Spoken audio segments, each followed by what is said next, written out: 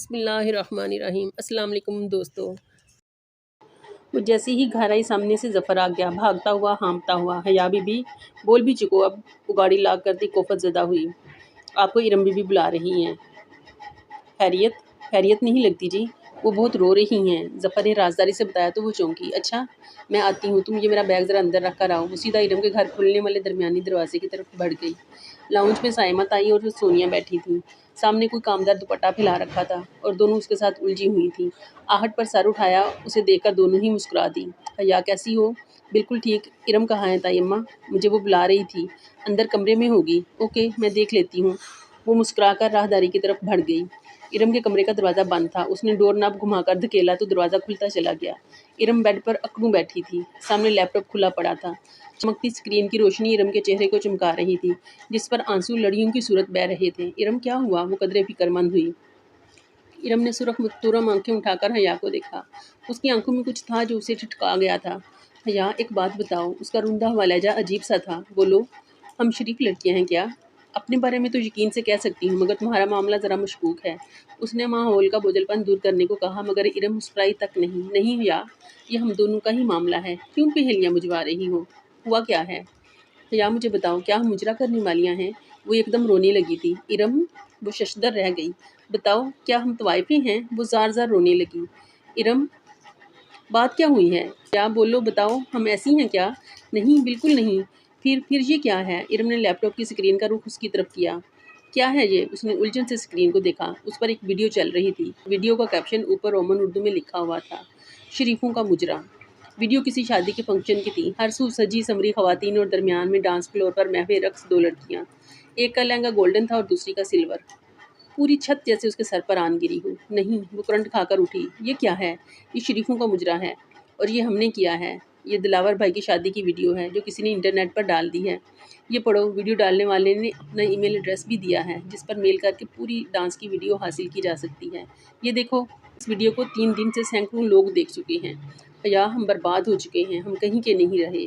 इरम फूट फूट कर रोए जा रही थी और वो साकत स्क्रीन को तके जा रही थी। ये कोई भयानक ख्वाब था। हाँ, ये ख्वाब ही था, मगर अब वो जाग जाना चाहती थी।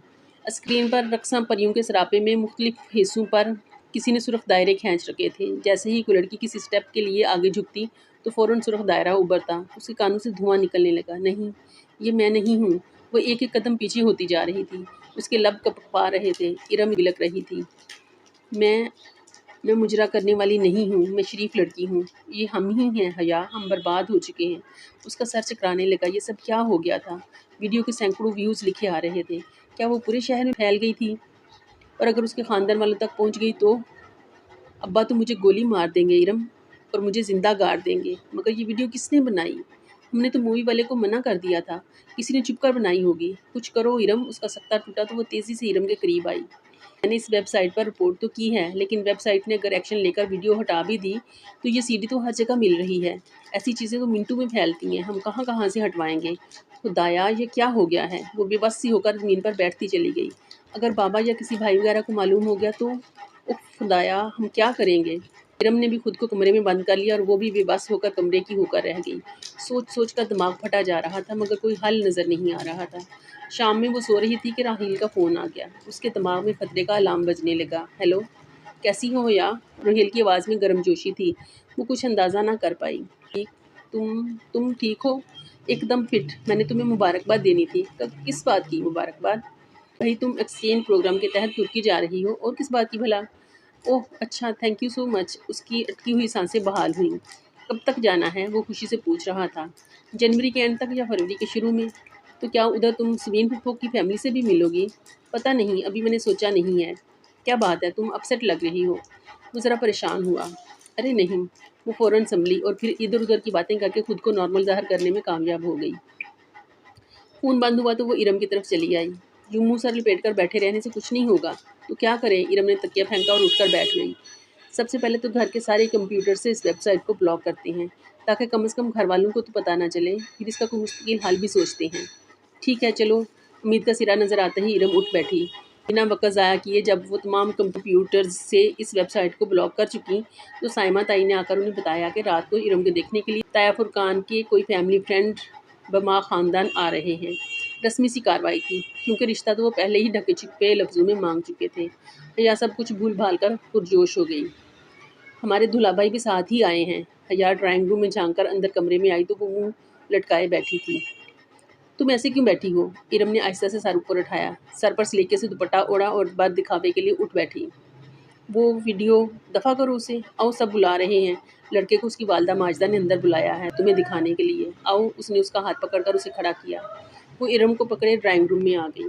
सामने 2 सिंगल सोफ़ों पर एक नफीस सी खातून और एक खूबरू सा नौजवान बैठा हुआ था। सामने रखी हुई मेज़ लवाज़मात से सजी थी और सोनिया बसद असरार मेहमानों को बहुत कुछ पेश कर रही थी। बस भाभी, हमें तो अपने ही जैसी बच्ची चाहिए, बाहया, बापर्दा, सोमो सलाद की पाबंद। वो खातून मुस्कुराकर कह रही थी। अरे मिसेस करीम, हमारी इरम तो कभी सर ढके बगैर गेट से बाहर नहीं निकली। अस्सलाम वालेकुम। वो इरम को साथ लिए अंदर दाखिल हुई। उसके सलाम पर सब ने सर उठाकर देखा। गुलाबी पूरी आस्तीनों वाली शलवार कमीज़ में हम रंग दुपट्टा अच्छी तरह फैलाकर सर पर लिए इरम झुकी झुकी निगाहों के साथ सामने एक सोफ़े पर आ बैठी। हया भी साथ ही थी, कमर पर गिरते सिल्की बाल, ग्रे एलाइन शर्ट और ट्राउज़र ज़ेब तन किए हुए, दुपट्टा कंधे पर डाले इरम के साथ ही टांग पर टांग रखे पूरे एतमाद तरीके से वो बैठ गई। बेगम करीम की शफीक आंखों में इरम के लिए पसंदीदगी की झलक थी। उन्होंने तायदी अंदाज में अपने स्मार्ट बेटे को देखा, मगर वो इरम को नहीं बल्कि बहुत गौर से हया को देख रहा था। और बेटा, आप क्या करती हो? बेटे को मुतवज्जो ना पाकर वो इरम से मुखातिब हुई। जी, मास्टर्स कर रही हूँ इंग्लिश लिटरेचर में। इरम ने झुकी झुकी नज़रों से जवाब दिया। तभी हया को महसूस हुआ कि वो लड़का मुसलसल उसे देख रहा है, बड़ी जांचती परखती नज़रों से। दफातन उसने पॉकेट से अपना ब्लैकबेरी फ़ोन निकाला और खामोशी से सर झुकाए बटन प्रेस करने लगा। ख़वातीन आपस में मसरूफ़ हो गईं, मगर हया कुछ अजीब सा महसूस करती कनखियों से उसे देख रही थी जो अपने फ़ोन पर झुका हुआ था। तभी होले से उसके मोबाइल से माय नेम इज़ शीला की आवाज़ गूंजी, जिसे उसने फ़ौरन बंद कर दिया, मगर वो सुन चुकी थी। शीला के साथ शादियों का मखसूस शोर भी सुनाई दिया था और इरम ने भी शायद कुछ सुना था। तभी चौंक कर गर्दन उठाई थी और फिर कदरे सुबकी से वापस झुका ली। हया को अपने जिस्म से जान निकलती हुई महसूस हुई। क्या दुनिया इतनी छोटी है? वो अब मोबाइल पर कुछ देख रहा था, कभी स्क्रीन पर देखता और कभी हया और इरम के चेहरों पर नज़र डालता। साफ ज़ाहिर था कि वो कुछ मिलाने की सही कर रहा है। फिर एकदम वो उठा और तेज़ी से कमरे से बाहर निकल गया। एक शर्मिंदा सी खामोशी ने सारे माहौल को घेर लिया। हया ने सर झुका दिया। उसे अपना दिल बैठता हुआ महसूस हुआ था। वो बहुत बेचैन सी बैठी थी, पाँव ऊपर सोफे पर समेटे, हाथ में रिमोट पकड़े जलाई हुई चैनल बदल रही थी, मुस्तरिब, बेबस, परेशान। स्मार्ट टीवी की स्क्रीन पर पूरे म्यूज़िक के साथ इश्तहार चल रहा था। वो गायब दिमागी से स्क्रीन को देख रही थी, जहां मोबाइल कंपनी के साथ गैर तस्दीकशुदा सिम का इस्तेमाल कानूनन जुर्म है, PTA लिखा आ रहा था। जाने कब पॉज का बटन दब गया और इश्तिहार वहीं रुक गया। वो इतनी दूर भटकी हुई थी कि प्ले भी ना कर सकी। दफातन दरवाजे में फातिमा बेगम की शक्ल दिखाई दी। वो थकी थकी सी अंदर दाखिल हो रही थी। यार मोड़ फेंक कर तेज़ी से उठी। क्या बात थी? साइमा ताई ने क्यों बुलाया था आपको? इरम के रिश्ते के लिए जो लोग उस दिन आए थे ना, उन्होंने इनकार कर दिया है। हालांकि रिश्ता मांग चुके थे और हया का दिल बहुत डूब कर उभरा था। क्यों क्यों इनकार कर दिया है? उसको अपना सांस रुकता हुआ महसूस हुआ। कोई वजह नहीं बताते, बस एकदम पीछे हट गए हैं। साइमा भाभी भी बहुत अपसेट हैं, मगर कुछ तो कहा होगा। बस यही कहा है कि हमने किसी आज़ाद ख्याल और बेपर्दा लड़की को बहू बनाकर अपनी आकबत ख़राब नहीं करनी। वो मुतहैयर रह गई। चंद रोज़ कबल सुना ताई का फ़िक्रा उसकी समात में गूंजा था। जब फुरकान ने सख्ती की कि भला ऐसी बेपर्दा और आज़ाद ख्याल लड़की को बहू बनाकर हमने अपनी आकबत बिगाड़नी है क्या, तब कहीं जाकर वो माना। इसी को मकाफाते अमल कहते हैं। क्या दूसरों की बेटियों पर उंगलियां उठाने वालों के घरों पर वही उंगलियां वापस लौट कर आया करती हैं? मगर वो खुश नहीं हो पाई। अगर बात खुल जाती तो असल बदनामी तो उसी के हिस्से में आती थी। इरम को तो शायद उसकी माँ हया ने से बिगाड़ा है कहकर दरमियान से निकाल लेती और बात तो अब भी खुल सकती थी। वो वीडियो तो अब भी इंटरनेट पर मौजूद थी। टीवी स्क्रीन पर अब भी इश्तिहार रुका हुआ था। वो बस खाली खाली नज़रों से उसे देखे जा रही थी। बगैर तस्दीकशुदा सिम का इस्तेमाल कानूनन जुर्म है, PTA। बगैर तस्दीकशुदा सिम का इस्तेमाल कानूनन जुर्म है, PTA। वो बेख्याली में तकती सोचों की उलझन से निकलकर एकदम चौंकी। बगैर तस्दीकशुदा सिम का इस्तेमाल कानूनन जुर्म है। बिजली का एक कोंदा सा उसके जहन में लपका। ओह खुदाया, ये ख्याल मुझे पहले क्यों नहीं आया? वो एक झटके से उठी और बाहर की तरफ लपकी। इरम, इरम। बहुत जोश से चिल्लाते हुए उसने उसके कमरे का दरवाज़ा खोला। इरम मोबाइल पकड़े बेड पर बैठी थी। दरवाज़ा खुलने पर गड़बड़ाकर मोबाइल साइड पर रख दिया। क्या हुआ? साथ ही इरम ने अपना मोबाइल उल्टा कर दिया था ताकि स्क्रीन छुप जाए। सुनो, वो तभी रिश्ते वाली बात याद आई। ओह, आई एम सॉरी, उन लोगों ने रिश्ते से इनकार कर दिया। वो तो वीडियो देखकर करना ही था। खैर जाने दो, अच्छा ही हुआ। वो मुतमिन हो गई। इरम, तुमने कभी मोबाइल कनेक्शंस के इश्तिहारों में वो इबारत पढ़ी है कि गैर तस्दीकशुदा सिम का इस्तेमाल कानूनन जुर्म है? हाँ, तो क्या तुम्हें मालूम है कि सिम रजिस्टर करवाना क्यों ज़रूरी है? क्यों? ताकि कोई किसी सिम का गलत इस्तेमाल ना कर सके, चाहे वो दहशतगर्दी की वारदात हो या किसी को रॉन्ग कॉल्स करना। ये सब साइबर क्राइम के तहत आता है। Cyber crime? इरम ने पलकें झपकाईं। इरम इरम हमारी पर्सनल वीडियोज़ इंटरनेट पर डाल देना भी तो एक संगीन किस्म का जुर्म है। हम इसकी रिपोर्ट कर सकते हैं, मगर हम किसको रिपोर्ट करेंगे? वो नीम रजामंद हुई तो हया ने झट अपना मोबाइल निकाला। पीटीए को दरवाज़ा बंद करो, मैं हेल्पलाइन से नंबर लेती हूँ। पीटीए की हेल्पलाइन का नंबर आसानी से मिल गया, मगर ऑपरेटर ने नहायत शाइस्तगी से ये कहकर माजरत कर ली कि इस तरह के केस की साइबर क्राइम या किसी इंटेलिजेंस के साइबर सेल को रिपोर्ट करना होगी। या ने उनसे मुल्क की सबसे बड़ी सरकारी सिविलियन एजेंसी के साइबर क्राइम सेल का ईमेल एड्रेस तो ले लिया, मगर अब वो मुतज़ब्ज़ब थी। ये इंटेलिजेंस वाले बड़े ख़तरनाक लोग होते हैं इरम, मगर अब ये करना तो है। हाँ, वाकई करना तो है। इरम ने लैपटॉप खोला और फिर बहुत बहस व तमहीज़ के बाद उन्होंने कंप्लेन लिखी और उस पते पर भेज दी जो पीटीए से उनको मिला था। बमुश्किल 10 मिनट गुजरे थे कि हया का मोबाइल बजा। चमकती स्क्रीन पर प्राइवेट नंबर कॉलिंग लिखा आ रहा था।